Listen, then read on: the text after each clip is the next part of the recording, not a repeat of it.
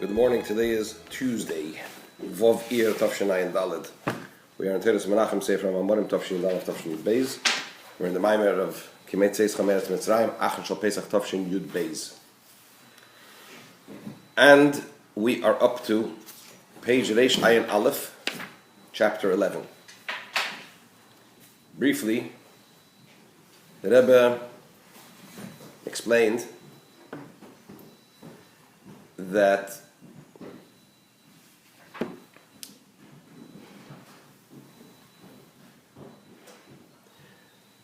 there are two types of miracles: miracles that are beyond nature, that defy nature, that break nature, and miracles that are clothed in nature. In miracles that are clothed in nature, there are two subtypes. One is a miracle that's clothed in nature, but you can see that it's a miracle. And then there's a miracle that's clothed in nature, where afilu balanes in a makir b'nisai, it is not readily, it's not obvious, it's not discernible. The miracle is not noticeable. You know, the one with whom the miracle happens doesn't even know that the miracle is taking place. This miracle, the one that is completely not noticeable, comes from the highest level. It comes from the level of Levadoi, Hashem Himself.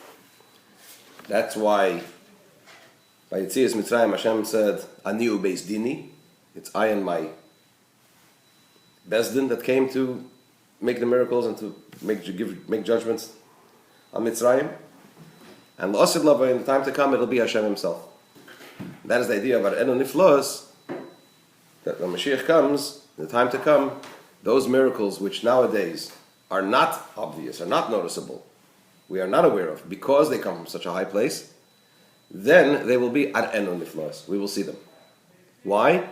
Because Gashmias, Teva Ha'olam, because the nature of the world will be lifted to a higher level, and it'll become a keli, a vessel, a receptacle, to apprehend and to reveal this level of godliness, which is normally so beyond nature that when it comes into nature, it's not detectable. And lost love it will be. And the Rebbe said, this is the idea of the splitting of the sea and the river. The splitting of the sea is the opening up of Malchus of Atzilus, as it were, the concealment of Malchus of Atzilus, which is the fusion, which allows for the fusion of Atzilus and Bia. And the river is the splitting of Bina, which allows the fusion of that which is beyond Atzilus, the highest levels, with Atzilus and with Bia. So that's why when Mashiach will come, there'll be the splitting of the sea and the river. And the Rebbe connected these two things. Why indeed? Ar'enu Niflos means two things. First of all, that the wonders that will take place when Mashiach will come will be the splitting of the river and the sea and the river. And the second aspect, that it'll be in a mode of Ar'enu, we will see it, because since the greatest levels will be revealed, which means there will be the splitting of the river and the sea, that allows for Ar'enu Niflos, that those miracles should be obvious and seen. The Rebbe said, and all this depends on our Avodas Hashem in the time of Golus, because that's when we have the bittul of Kabbalas Olam Mesiras Nefesh, which is the truer bittul, as opposed to the bittul of Yehuda Ilah, right? And because we are in that mode, we're notwithstanding where our character is and what we really want to do, nevertheless we defy that, and we do what the Eibishter wants.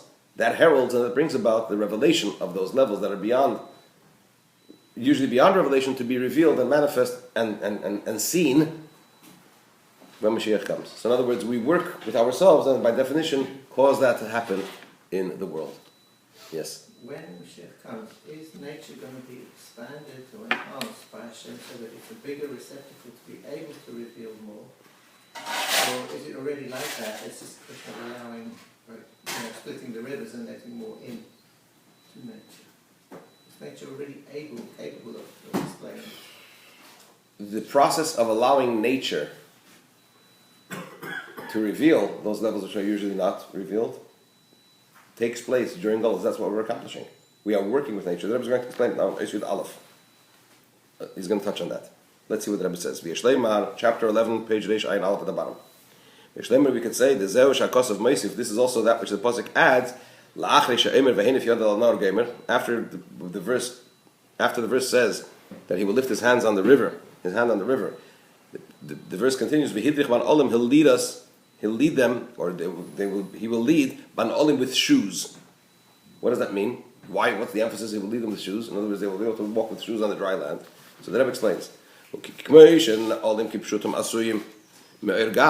of Erev, top of page 272. Just like the shoe is made from a thick leather, from a thick hide, and in order for that thick hide to be fit to make from it, to fashion from it a shoe, levush l'raglei hadam, which becomes a garment for the foot of the person. How do we do that process? Through the fact that we soften this hard hide from its hardness. Why? Because the hide on its own, before it is softened, the yosei kosher, the gas, since it is hard and thick, it's not moldable, it's not flexible, it's not, I think the word is malleable, yes? Sorry? Yeah, malleable. It's not malleable. Why? Because it's hard and it's thick. And only after you soften it from its hardness. It's only specifically then that you can form it and turn it and form it and to make from it a form of a shoe. So you need to have that softening up process. So too is in the spiritual sense, this idea of leading them across the sea, across the river with shoes, is Husha Deirech Al Teva Gufi V'Naf Shabamis. V'Hidrich Ban Olim, the Rebbe teaches this, the Rebbe defines this as mean stepping with your shoe. What does one step on? One steps on the nature of his body and the nature of his animal soul. What does that mean? To soften it, to soften the body, to soften the nature, to soften the animal soul. Shall Yidei Zeh, Merakech Mekashu, so through the fact that one steps on it, one softens it from its hardness. They should not be as hard as cedars, but rather as soft as reeds, as flexible, as malleable as reeds. That's why when we talk about avodas Hashem, serving Hashem, the expression is avodah, which is also from the same expression as ibud oiris, working with hides. I think it's meaning the tanning process, right? Or I'm not sure if it means tanning. Whatever the preparation is to make leather rather than to make. I'm not going to go into the details now, but the bottom line is working with this hard leather, this hard hide, to turn it into leather. Ibud oiris, that's the idea of avodas Hashem, also working with softening up our nefesh habamis and the nature of our body. What's the main aspect of the person serving Hashem? It's the person battling with his nature. As the Alter Rebbe explains in Tanya, in chapter 15, concerning the term Oved Elikim, somebody that serves Hashem. He says over there, he brings a pasuk, the difference between an Oved Elikim, somebody that serves Hashem, and one that doesn't serve Hashem. So the Chazal say, what does it mean? Le'avodai doesn't mean doesn't serve Hashem, God forbid, doesn't do the mitzvahs. But le'avodai means somebody that doesn't go beyond his nature. And Oved Elikim is somebody that goes beyond his nature.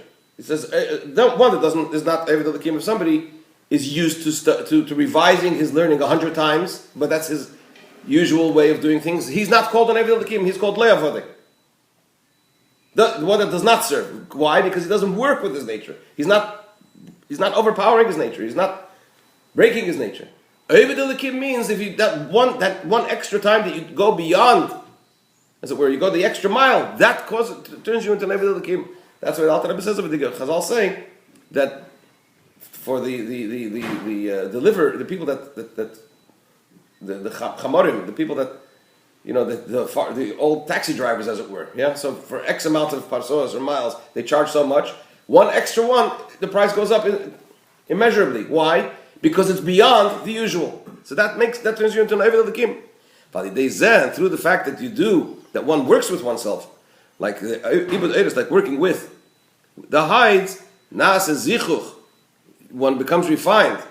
One brings about the refinement, not only in the nature of the person, but also in the nature of the general world. And here the Rebbe says a very interesting word. This means Oved Elikim. The simple definition means serving Hashem. But the Rebbe over here also means, it says that Oved Elikim means he softens Elikim. What's Elikim? Elikim is B'gematria Teva. The numerical value of Elikim is nature. That means Shenase Ibud V'tikun. Through the person working with himself and with his nature and softening it up. He also softens up and he works with the nature of the world. That's Oved Elikim. Ibud v'tikum kol santav, he brings in the process of refinement and softening and tikkun, fixing, as it were, in the general nature of the world. Hanimshech mishem alakim, which comes from where? Which is drawn from Hashem's name alakim. This is the idea of the verse. But when the verse says he will lift his hand on the river and he will lead them with the shoe, what does that mean? With shoes, is the fact that in the time to come there will be the fusion of the nature of the world with God's infinite, unlimited light, which is beyond worlds. And the preparation for that is what? The splitting of the river. What does that mean? It's through our Aveda, with the acceptance of yoke, when one forces oneself against one's nature, that brings about what? The softening of our nature and the softening of the nature of the world, the softening of Shem Elikim, and allows ultimately for the revelation from beyond nature to be fused with the nature of the world. Chapter 12. Yud Beis. Now the Rebbe goes back to the fact that one of the questions he asked, that it says Ar'enu, I will show him. Pasuk starts the way from like the days you left Egypt, I will show him wonders. So the simple meaning is that it refers to Bnei Yisrael. Therefore we have the question, why is Ar'enu in the third person? The Zohar says that it refers to Moshe. The Rebbe said, what's the connection between the Pirush of the Zohar that it refers to Moshe, Ar'enu, I will show Moshe wonders? What's the connection between that and the simple meaning of the Pasuk? That it refers to the Yidden.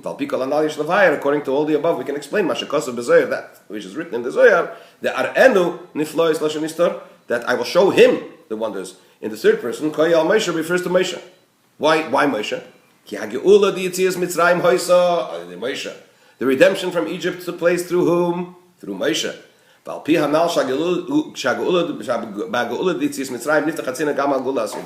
And based on that which we explained in chapter 10, that the opening of the channel for the future redemption took place when? Also when we left Egypt. So in other words, Nimsa comes out. What do we see from this? What's the conclusion based on this? Who is the one that heralded all of this? Moshe. Moshe is the one that took us out of Egypt. Moshe was the one that was spearheaded the process of Gulas Mitzrayim, right? And in Gulas Mitzrayim is included already what? Everything that will take place in the future redemption. So Moshe is the one that opened up the channel also for the Niflois, which will take place when? When Mashiach comes in the future time. Ella. So why Ar'enu Niflois? Why?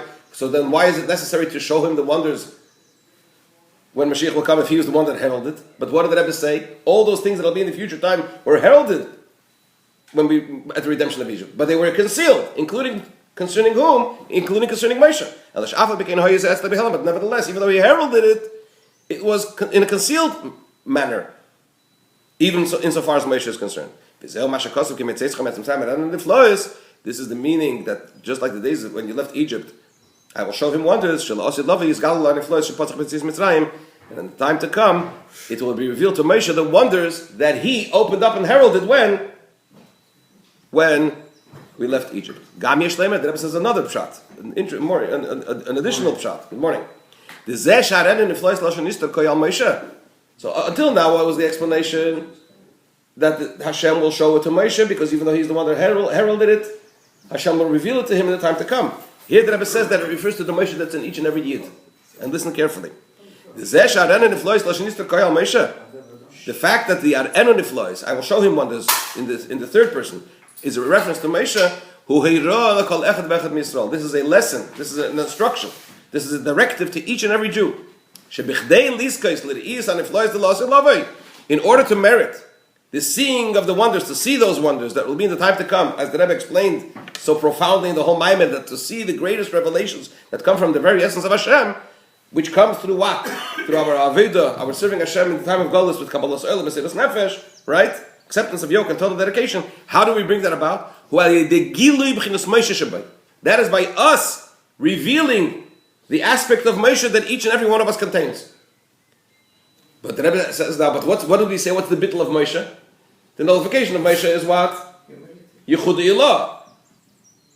Which is not the truer bittul. The truer bittul is Mesiras Nefesh and Kabbalas Olam, which is demanded of us. So how do the two coincide? The Hagam shabitul the Moshe who bitul the Yichudi Eloshim and Tzadik Elohim v'Hamshachas in der and Niflois, while they bitul the Kabbalas v'Hamshachas in der and Niflois, while they bitul the Kabbalas Elkan al Siftes. For although the nullification of Moshe is the nullification of Yichudi Elah, the celestial unity, which comes as a result of what? Of revelations. Moshe is a being, an entity of Bittul, because Moshe sees revealed godliness. And what are we talking about? We want to bring down the idea of Arana Niflois, the showing of the wonders, those which are normally concealed. And that comes not through the Bittul of Yichudi Elah, but rather it comes through the Bittul of Kabbalas Oil, as that I've explained very profoundly in chapter 9. So why do we say that in order for us to have our Bittul in the time of Golus, in the mode of Kabbalas Oil and Mesiras Nefesh, which heralds that end Niflois, we need to reveal the Moshe which is within us? Nevertheless, in order for that manifestation of godliness, which is going to come in the time, be in the time to come, from the highest levels, in order for that to be revealed, so you also need the nullification which comes as a result of revelations. How? By contemplating this idea that everything before Hashem is as naught, and similar contemplations. Through this we will bring about that these wonders, which are normally concealed, should be revealed. So in other words, we need both. We need the Avodah of Kabbalah Sel Mesiras Nefesh. We need to serve Hashem with the acceptance of yoke and with total dedication, in order, because that's the mirror image in Avodah Hashem. That is the manifestation in Avodah Hashem of the level of godliness which is normally not seen, fusing with nature, right? Nisim Hamlabashim B'Teva in Avodah Hashem, that is Kabbalah Sel Mesiras Nefesh, serving Hashem with Kabbalah Sel Mesiras Nefesh. But in order to merit that it should be revealed, we also need the bittul which comes as a result of revelation, which is the Moshe aspect that each and every one of us possesses. And through this we will bring about that these wonders in the time to come should be in a mode of ar'enu, revealed, seen. That the wonders of the time to come, of the future, they should be revealed. When? Bebias, Mashiach, Tzidkeinu, Bekar of Mamish, in the coming of our righteous Mashiach, Bekar of Mamish, speedily nowadays, Mamish. This ends this beautiful, epic Maimer. And please God, tomorrow we shall start the Maimer of Pashas Shmini.